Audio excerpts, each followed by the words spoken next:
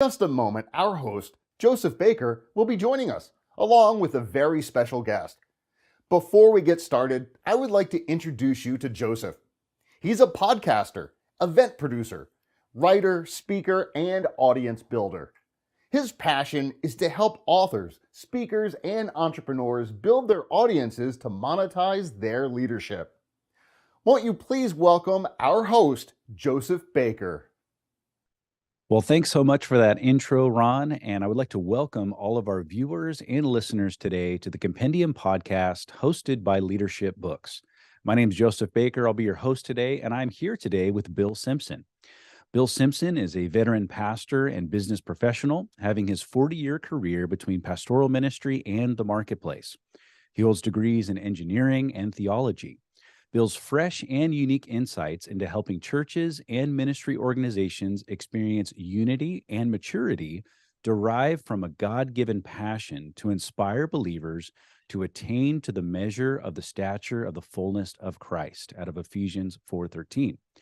He is also the author of How to Ask God, Take 10 to Meno, or Meno. We'll clarify that in a second. What Men Crave, Kingdom Come Leadership, and Taxaw Temm, a practical theology book written in the Wolof language of Senegal. You're going to have to just help me, Bill, in a minute here with all these.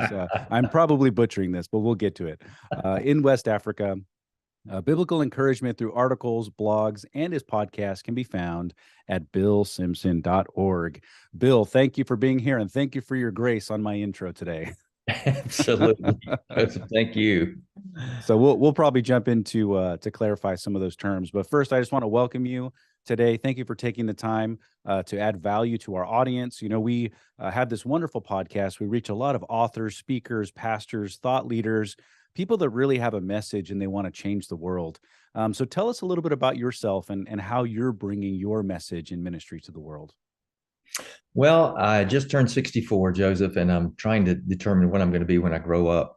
The career has been very, very interesting. You mentioned my first book in the Wolof language of Senegal, West Africa. We were missionaries there for most of the 90s doing church planting work. I just, ever since the Lord called me to the kingdom, just had a passion to help believers grow in their faith and obviously reach those who don't yet understand what faith in Jesus looks like. So I just try to use whatever opportunities the Lord puts before me to do that. That's great. And it seems from your, really from your bio, you have this great mixture of working in the ministry world and in the marketplace. What's been your experience through that throughout the years? Yeah, so the ministry has been missionary and then pastoring two churches, plus podcasting, writing, that kind of a thing. And then in the marketplace, I've been privileged to own several businesses, to work for two Fortune 100 companies, a couple of smaller companies. And so I think for me, as a businessman, it's helped me to connect better with business people in the marketplace, as well as help, I think, pastors and other teachers to better connect with people in the marketplace.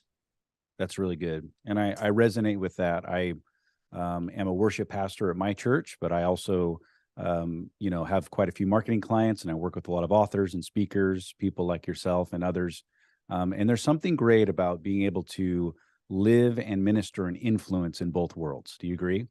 I certainly do. And actually, that's where this book, What Men Crave, came from, is the marketplace and my experiences and research and realizing we've got a real void in genuine manhood in the marketplace, how to encourage each other as men, and even how to understand myself in my job. I found, Joseph, in some research that the 2017 Gallup poll said that 70% of Americans don't like their jobs.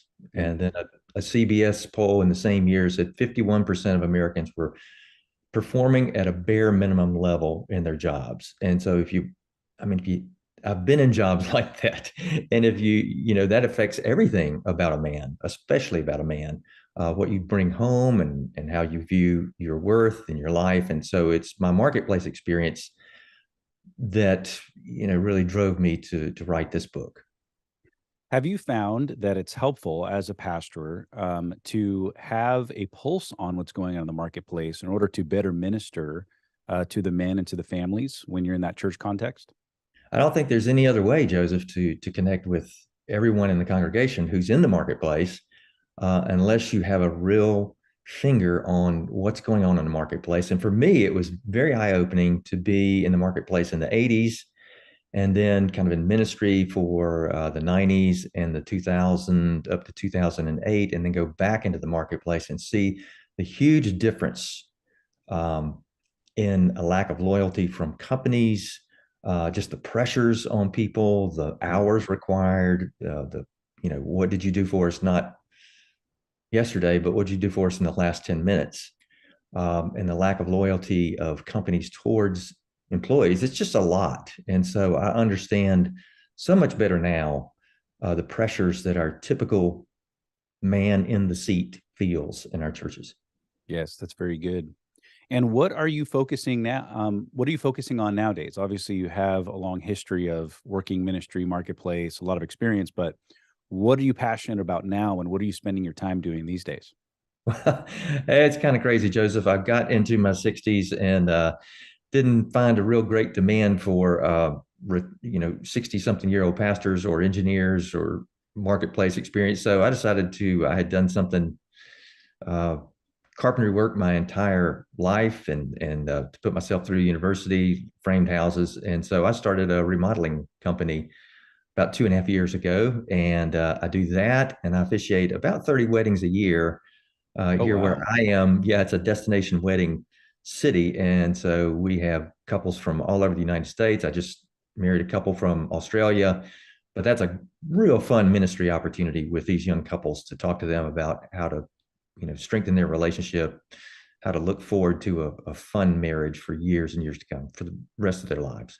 That's very cool. That's very fun. And that's always fun too, to sort of reinvent yourself. What you were Yeah, doing in the 80s is not what you were doing today, and that's yeah, okay. We don't have to do the same thing, you know, uh, exactly. over and over again. I remember I was riding in a cab one time, and the cab driver was older gentleman. He's probably in his 80s, and he was just mentioning that back in his day, when he would see kids graduate from high school or college, they'd go right into this big room, and there'd be these large organizations. You'd have General Electric and Ford Motor Company and all these people, and you would just sign up for a job, and it was your plan to work for 40 years and get your retirement pension and go off. And he was even just saying he's just seen those days are completely gone. And now Yeah. everybody's just reinventing themselves as the time goes along. That's so true. Listen, I was shocked when I came home I had owned my own business, first one, for about a year, and was making a lot of money, just very successful. Business was just taking off, and in engineering space. And I came home one day, and my wife said, I feel like the Lord is calling us to missions. Mm. And she could have said anything other than that. Was Yeah. so shocking. I thought, what are you talking about? We were kind of dabbling in trying to start a Christian radio station because there weren't many at all back in the mid 80s. But that was what led us to sell the business and our home and go to seminary, and then head overseas for 6 years with two small children. But it's just been such a fun journey, Joseph, just Wow. doing all these different things. But you're right. I was the guy sitting behind the desk interviewing all these big companies when I was finishing my engineering degree, and that's not at all what life turned out to be. Although I do, my experience has been that God never misses an opportunity. That I use all the experiences I've had over my life throughout my life. So nothing's wasted, but it's a fun journey. Yes, absolutely. Absolutely. Tell me just briefly about your book, Kingdom Come Leadership. I love that title. I'd like to hear a little bit more about that. Give us a little synopsis. Okay, I had a journey as a missionary and as a pastor, especially trying to grab on to Jesus' promises of in John and the upper room discourse. Ask whatever you want, and we done for you. Ask in my name, in my words, and really exploring what in the world that was, as well as what does it mean to pray, "Your kingdom come." We say those words, but what does it really mean? Mm. So for me, it was a journey of discovering really what that was all about, And in that, really believing that Paul's prayers, those Pauline prayers two in Ephesians, one in Colossians, one in Philippians, are exactly what it means to pray for your kingdom to come. Mm. So there's the specific things that I believe they're Jesus' words, right? And Jesus said, you ask in my name, in my words, which in his name obviously means in complete alignment with who he is and everything he's about, then you can expect to receive those. So for me, as my last pastorate, the elders and I really began to use those prayers and pray for our congregation. And we just saw a lot of changes, as well as for the elders. I think it was just huge for them to really understand what their job was, because that can be confusing for a layman, working 40, 50, 60 hours a week. And then, what I actually do as an elder. Sure. They're co-shepherds. So that's what this book is about pastor and elders and clergy and those who are serving alongside clergy. What's their greatest impact? And Paul and his team, I believe their greatest impact was prayer, because he emphasized that throughout his letters. He never stopped praying. We're always in prayer. We're wrestling in prayer. All these phrases, and it just gave me a lot of regrets that in my missionary career, in my pastorate about 10 years in the first church I pastored here in the States, I didn't do that. And I think that is every pastor, every leader's primary calling, first and foremost, is to pray. And you go, well, what do we pray? Well, pray those prayers, pray the same way Paul and his team prayed. And it wasn't just Paul's prayers. I mean, that's how he and his team prayed, the specific things they asked for the kingdom to come about. So that's my encouragement to pastors and lay leaders is check out those Pauline prayers. And that's what the book is all about. Wow, that's really good. That makes me think of some of the instructions and promises that we see in the Bible. If you really look at them, they are quite bold and sometimes even surprising. Like if you look at what Paul would say, to bring, if there's sick among you, to bring them to the elders of the church, right? And to pray for them. But how often do we see that actually happening? We don't actually do it. Or to pray, thy kingdom come and thy will be done. That's a bold prayer to believe that God's kingdom could really be established and a part of what we're doing on the earth. And it's very interesting when you actually look at the bold things that Paul said and that Jesus said. Even when Jesus said, you're going to do greater things than we have done. And sometimes we just don't even, we skip across these verses. And I'm glad that you have sort of honed in on that and have tried to extract, all the gold from that. That's really powerful. Yeah, thank you. One of the passages that kind of drove me here too was speaking of bold things that Paul wrote, through the Spirit in Colossians 1, those first 4 verses, set your minds on things above, not on earthly things, where Christ is seated. Let that permeate your thinking. Well, how successful are we throughout our day as men in doing that? Not very successful. Honestly, that's hard. And for me, I think that's probably one of the most difficult passages to truly live out in all of Scripture. And I have found with these Pauline prayers, which I call flare prayers, because I shoot them up, throughout the day. Of say, for example, in Colossians in 1, it's a 2-part prayer. Father, fill me with the knowledge of your will and all spiritual wisdom and understanding. Man, if I have that throughout my day, I'm set. The other part is, and strengthen me with all power according to your glorious might for all the endurance we need. And I think that's in the way the Greek plays it out: endurance with situations and patience with people. Now, I know, Joseph, you don't have any people who try your patience. Never happened. Never. But so I have found praying those flare prayers. God, this email really ticked me off. Fill me with the knowledge of your will, spiritual wisdom and understanding. Spirit, guide me into how I respond, because right now I'm ticked and I don't know what to say. So kind of settle back, and then I am setting my mind on things above.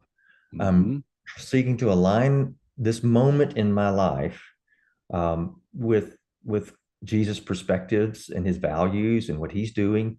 And even in driving, hey, I'm terrible. I'm much better than I used to be, but road rage, oh my gosh.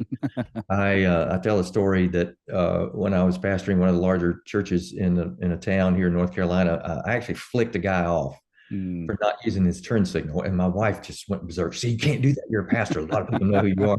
Yeah. But it was just from being dishonored and disrespected I felt from this driver who I had waited on so they could turn left where I was trying to pull out and turn right, and then they didn't use their turn signal. So even in driving, I have found like the Philippians prayer, Father, make my love abound more and more in all wisdom and discernment, so I can understand what's the excellent response. What's That's the really good response? So I think they're just super, super practical prayers that we can use and then teach our people to pray throughout the day with email responses, phone calls. I was doing that this morning before this Zoom call, just asking God, okay, I got a lot of stuff on my mind, but fill me with your Spirit's wisdom and discernment to know what I need to share with Joseph, how I encourage those who watch the podcast or listen to it. And just depending that he'll do that, because that's praying in absolute alignment with his will. That's really good. Very, very good. It's mentioned in your article that, your bio, that you are still writing articles and blogs, and you have a podcast. Tell us a little bit about the content that you create these days, if you still do. I am. I've probably slowed down a little bit. Definitely have slowed down a little bit on the podcast. My original intent, Joseph, was I wanted to create a 10-minute devotional. Most devotionals are like 30 seconds, but create a 10-minute one that would help people get a little further along in their preparation for the day, or in closing out the day, or middle of the day, whenever. So take 10 to Meno. Meno is the Greek word for to abide, to remain. If you remain in me, my words remain in you. Ask whatever you wish. So that's what I wanted to do with that. I've had to play pause on that right now, but I would love to continue that. I kind of go through the letter to the Colossians. I would love to do that through other books in the New Testament and some topics, but that's the idea. So that was from the book, Take 10 to Meno, that does go through Colossians, but it's parallel to the podcast as well. Excellent. If you had to fast forward 10 years from now, what does success look like for you over these next 10 years? That's a great question. My wife and I are enjoying the closest we've ever been in our marriage. And that's after 41 years. So, I would want that to continue. My children are adults, married, got the first grandchild coming in a few weeks. I would want to know they are still fervent about their faith in the Lord Jesus. And just that I'm doing what I'm supposed to be now. I'll be 74. So I don't know. That sounds old, Joseph. That's the new 74 is the new 54. So don't worry about it. Don't worry about it. I don't know. My body does not agree with that. Yeah. But just being faithful to God and whatever he has us doing and wherever he has us living. Very good. Very good. So for those of us who are watching and listening to this specific episode, and they would like to connect with you and find out more about your work and your content and your life, where would they go to find you? Yeah, it's billsimpson.org is the website. Everything's there.